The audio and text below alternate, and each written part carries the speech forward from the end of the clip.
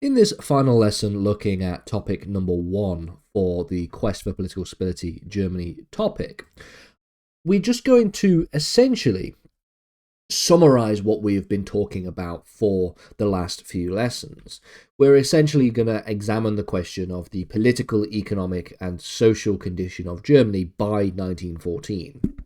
Of course, 1914 is a significant date because it is the time in which we see the beginning of the First World War, and the next major topic is going to explore essentially the history of Germany from 1914 and during the First World War all the way through to the Wall Street crash and the beginning of the Great Depression, which is, of course, a period of tumultuous events that takes place with the abdication of the Kaiser. We see the establishment of the Weimar Republic. We see the real problems initially early on with the Weimar Republic, and then we go and transition into something of a golden age within Weimar Germany. So that's all for the next few lessons.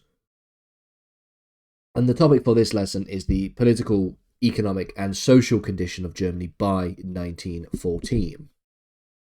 And I guess that we can just begin by saying that Germany by 1914 had transformed itself into a major global superpower, in the sense of being a strong economy, a highly industrialized society, and a deeply political, complex political infrastructure.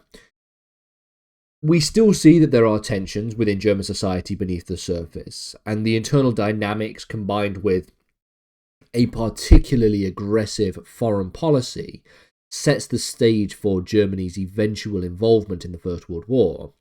And so, beginning first then, let's see what the political condition of Germany looked like by 1914.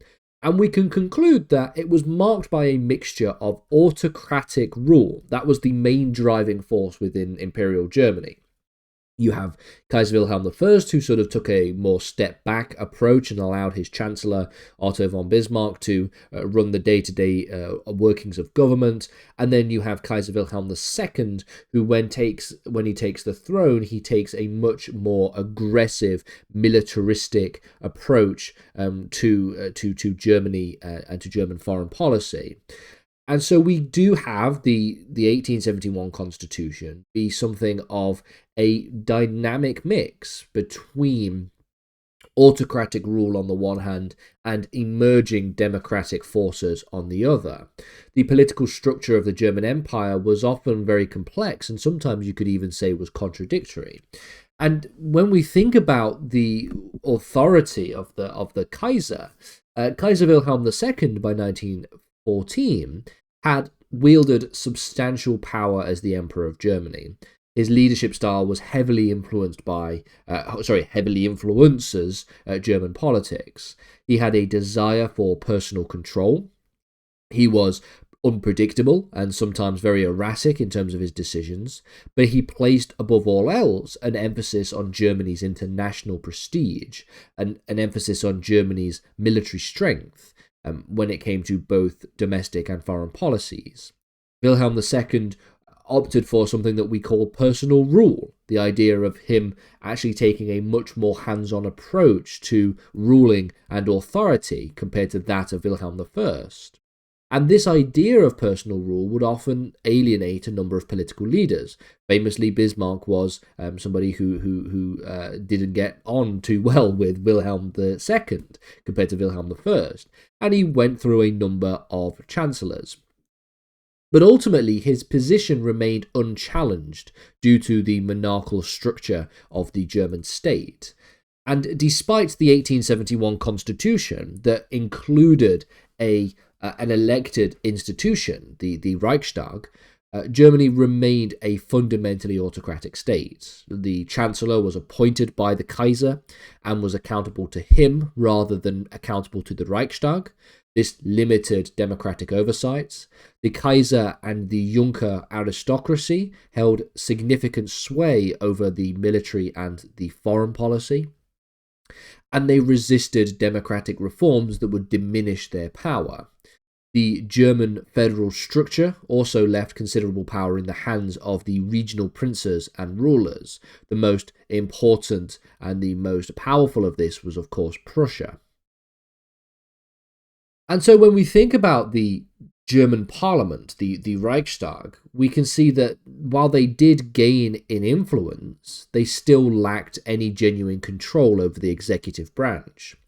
Although it could approve the budgets and it had legislative powers, the Kaiser and the Chancellor would frequently bypass the Reichstag, especially in areas of military and foreign policy.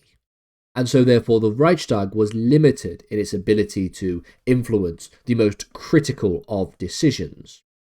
But despite all this, Germany had a quite diverse political party system, and this political party system represented a significant range of ideological interests. The largest and most influential party was the SDP, the Social Democratic Party, and it represented the working class and advocated for social reforms, democratic rights, and a more equitable society. By 1912, the the Social Democratic Party had the most seats in the Reichstag, which is a considerable achievement when you take into consideration the resistance from conservative forces. By contrast, then, the Centre Party represented Catholic interests and often advocated for religious rights as well as for social welfare reforms. It acted as a moderating influence and would frequently mediate between other parties. Moreover, you have the National Liberals and Progressive Liberals representing business interests of the middle class, the bourgeois, the sort of new bourgeois, supporting free market policies. And then finally, you have the representation of the Junker class, which were a combination of both the Conservative Party and the Free Conservatives Party, both supporting military expansion, both supporting monarchy, and both supporting the interests of the land-owning elite. And one of the key questions and one of the key historical developments that we cite at multiple stages within this specification is the struggle and the degree to which we see a struggle between autocracy on the one hand and democracy on the other. Tensions between the autocratic elements of the German state at this time, the Junkers and the Kaiser, and the growing democratic forces, the Reichstag, the Liberals, and the Social Democratic Party, created an unstable political environment. When you have ruling elites, especially in places like Prussia, they clung to autocratic power, while the middle and working classes would increasingly demand democratic representation. The conservative backlash against socialism and workers' rights would exacerbate these tensions, and the rise of the SDP and social movements of that kind also highlighted the growing demands for reforms and for labour rights. Many of the elites, many of the Junker class and the aristocracy and those loyal to the Kaiser viewed the SPD as a threat to monarchy and as a threat to social order. Efforts to suppress socialist influence only really intensified opposition, with some segments of the SPD and Labour movements becoming more radicalised, as we will see the development of a communist party starting to take shape when we start looking at the next major topic, when we look at groups like the KPD, the German Communist Party. By 1914, then, in terms of the economy, Germany had one of the most advanced and diversified in the world, with powering rapid industrial growth and technological advancements. We see that, for example, when it comes to industrial output, since unification, the industrial capacity of the German state was expanded dramatically. By 1914, for example, it rivaled Britain as Europe's leading industrial power. Germany would excel in the production of a number of different industries, for example, coal, steel, chemicals, electrical goods, being some of the more important and more dramatic examples of industrial development. And Germany was the home to a number of very important industrial firms, such as Krupp, which was responsible for steel and armaments, Siemens, which was responsible for electrical engineering, and Bayer, which was responsible for chemicals and pharmaceuticals. In addition to this, we see new industries and we see new innovation. Germany was at the forefront of what was sometimes described as the second industrial revolution, leading to new technologies in chemicals, in electrical engineering, and in machinery. The chemical industry in particular had become highly advanced, dominating global production when we think about things such as pharmaceuticals, synthetic dyes, and fertilizers. German universities and technical institutions were often the world leaders when we think about scientific research and innovation, supporting economic and technical progress. In terms of the export economy, Germany became a major exporter in terms of industrial goods, especially across places like Europe, Asia, and Latin America. But German exports also would include machinery, electrical equipment, chemicals, and textiles, again helping to fuel economic growth and establish Germany as a significant economic player. But another area where Germany was particularly influential was in banking, in the banking sector. The German banking sector by 1914 was sophisticated and very closely connected to industry. For example, Deutsche Bank or Dresdner Bank played significant roles in financing industrial expansion and overseas trade. The German banks were heavily invested in industrial economies, which was something very different to that of the British model, which allowed the Germans to essentially have close collaboration and coordination of economic growth. So all this sounds great, but it should not be overlooked that there was a certain number of disparaging aspects of the economy. So, for example, there was economic disparities and social strain.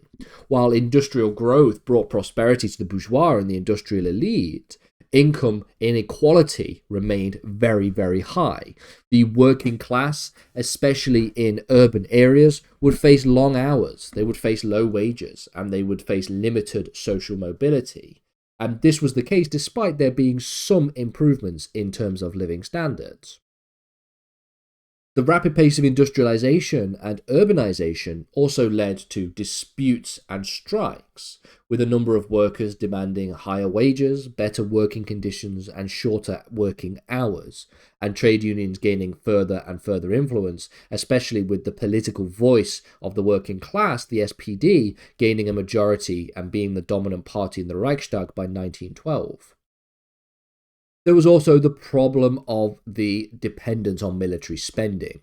Economic policy was influenced by the militaristic and nationalistic ambitions of Imperial Germany.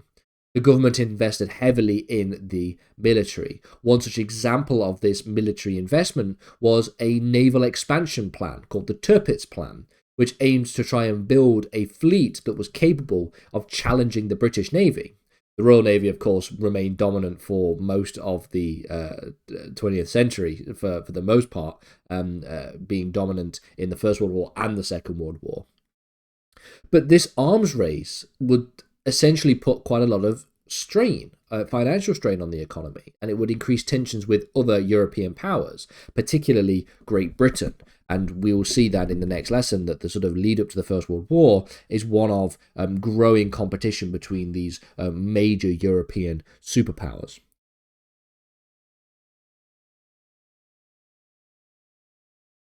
From a social perspective, then, the condition of Germany was again complex, with a rigid class structure, a strong culture of militarism, and an evolving working class. You have, of course, the aristocracy and the Junker class and the Prussian aristocracy that continued to dominate the upper echelons of society. They controlled much of the military and much of the government. They were the primary beneficiaries of Germany's militaristic policies and these ideas that were more supportive of social conservatism. In addition, they also resisted the democratization of social reforms.